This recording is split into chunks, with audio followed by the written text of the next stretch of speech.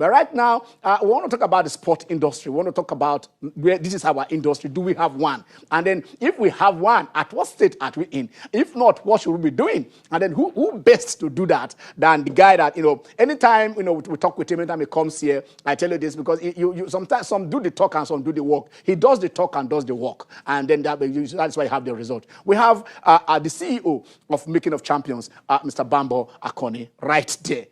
He's in Lagos, but he's not in the studio. He's practicing social distancing. Hello, Bambo. Hello, Ken. How are you doing? Thank you for having me as always. I Okay. wanted to, as you said, my staff at home, my athletes at home. So I thought I should lead by example and stay at home for now.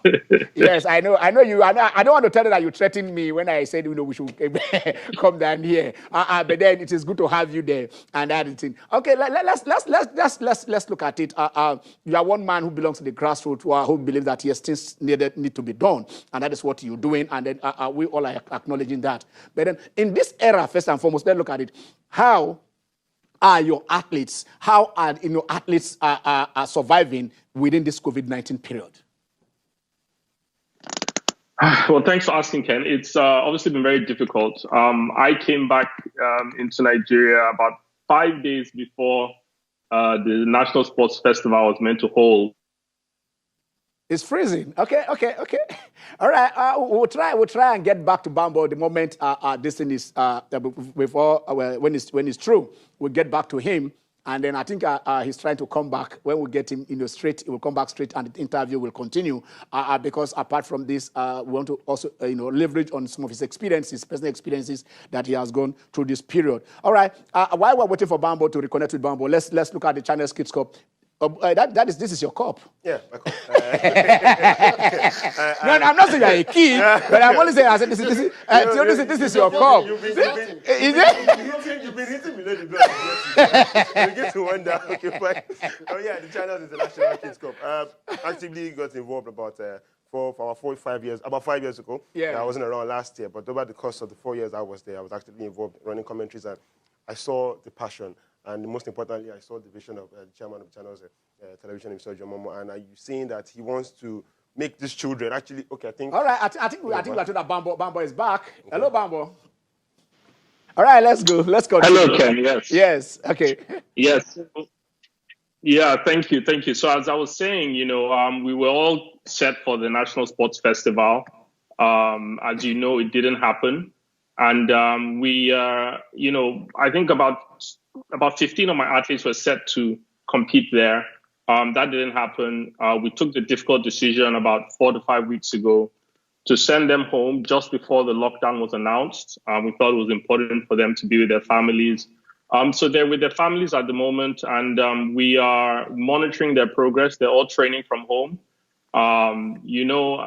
This is the age of palliatives. I think we've learned a new word in this period, and yes. Right from the top, what has a relief fund. The minister also has a relief fund for athletes in Nigeria, and we've also had to launch our own little relief fund for our athletes at MoC to keep them going while they're at home. It's not been easy, but we're all having to come together as a club and as a nation to try to keep the wheels on so that they have, they don't lose it all before they have to come back for the Olympics and the other competitions next year. Okay. All right. It's good to know because I know you were monitoring them and their coaches too, but giving them some exercise workouts to do for them to keep fit. But then let's come back to the nitty gritty. You went to Jamaica. You went to Jamaica with Enefe Okudobong, the most decorated Nigerian Olympian. If I may ask you this, why Jamaica? I mean, Jamaica is the home of sprinting, as we know. The Jamaicans have shown us in the last 15 to 20 years how much they've taken a hold of their sprinting program and really become the best sprinters in the world, the men especially, but also the women. So that was back in 2013. I had just started shooting Making of Champions, the history, which is really the film that inspired what we're doing now. And obviously, Enefiokudo Obong being Nigeria's only male double Olympic medalist, he came with us to Jamaica during the secondary school championships to see what it was all about. And, it was very fascinating journey. We were like celebrities in Jamaica for that 1 week we were there, just to show you how much they respect Olympians. The moment they knew that the Nigerians were here with an Olympian, a double Olympic medalist, we were on the morning show on TV Jamaica the next day, we were on radio the whole week. Nigerians in Jamaica were stopping us everywhere, telling us well done for what we're doing. So it was refreshing. It was the journey that really gave us the conviction that, somebody needs to do this in Nigeria. We have 70 times the population, and the Jamaicans are all descended from West Africa. I like to joke that a third of them are Igbo. So it was a journey that really kicked off Making of Champions and set us on the path to where we are today. Okay, I want to ask you this because maybe we look at those visuals. Were you stunned at what you saw? You're talking about secondary school championship, and you say packed stadia watching athletics in Jamaica. Yeah, we must realize this is like a 100-year culture in Jamaica. The National Stadium is sold out every year for 5 days to watch the secondary school kids run. And I've been to many Super Eagles matches in Nigeria, and it's not as well attended. I think the closest we got to this in Nigeria was actually the African Championships in Asaba that was sold out for the 5 days. And that was great, but that was the best athletes in Africa, the elites. This is the secondary school children that nobody outside Jamaica has heard of yet. In their 100-year history, one of the most successful schools there is Calabar High School, named after Calabar in Nigeria, of course, because that was the port that a lot of slaves were taken to Jamaica. And it just shows you the rich history that Jamaica has in track and field. Despite the 100 years plus of champs, really only in the last 20 years did they start beating the Americans and the Brits and the Canadians. And that's because they took a hold of their athletics themselves, started training the athletes at the universities, in professional track clubs. These are models that we've taken at Making of Champions, and we've tried to adapt for Nigeria. And, within 4 years of training athletes in Nigeria, I would say the model is really working. We've won over 50 medals, national and international athletes. About 7 of them are in the University of Lagos right now. And we're really building a model that, is the only way for sustained long-term success in athletics and across all sports. When you think about the developmental years and that happening through secondary school and university. Okay, I'm thrilled that you say, okay, fine, you're not just say, okay, you won about 50 medals. I'm not at the medals are okay, but that is not the crux to me. You have kids who are in the universities, and that is where we are here now. Because one is, how do athletes? Because our universities, we're talking about, if we go back way then, the Onyalis, the Egbunikes, the Chidi-Imos, even a lot of them schooled at universities abroad when they got scholarships. And then our Nigerian universities are here and they go to scholarships over there. But that is part one, getting sponsorship. Part two, yourself and Annie were seen as superstars in Jamaica. Annie can walk the street in Sulere and how many people recognize him? Yeah, how can a Nigerian as an athlete, can he take athletics as a career and be able to feed himself and take off his family and be a superstar like you are seeing the Jamaicans? Well, I think as you rightly pointed out, this is sort of a case of a prophet perhaps not being honored in his own home, and that pertains to athletics for Nigeria, because I think we've forgotten our potential in the sport. We've forgotten, how we used to win Olympic medals in the 80s and the 90s. We've forgotten how the foreign-based athletes used to come back for the national trials and people used to rush to meet them at the airport. We've forgotten all of that, and meanwhile in Jamaica, they have that history. They honor their greats. So it's in terms of following athletics as a career in Nigeria, it was tough even before this pandemic. It's going to be very much more difficult now. In fact, when we talk about athletics careers or athletics industries, it's still very much in its infancy in Nigeria. We're talking about, the fact that most athletes at University of Nigeria, even the top athletes in the country, don't have full support, don't have full scholarships. If you go to the US or the UK, there's going to be hundreds of athletes at any point in time that have full ride scholarships. Jamaica, they did the same thing. Back in 1999, that's when they launched MVP Track Club that produced the likes of Asafa Powell and Shelley Ann Fraser-Price. And what they did then was very simple. They went to University of Technology in Kingston. Yeah. The Olympics has just been postponed, and at 2021, what do you see? Do you see a better 2021, or what the athletes? What scenario do you see as we push this in 12 months ahead?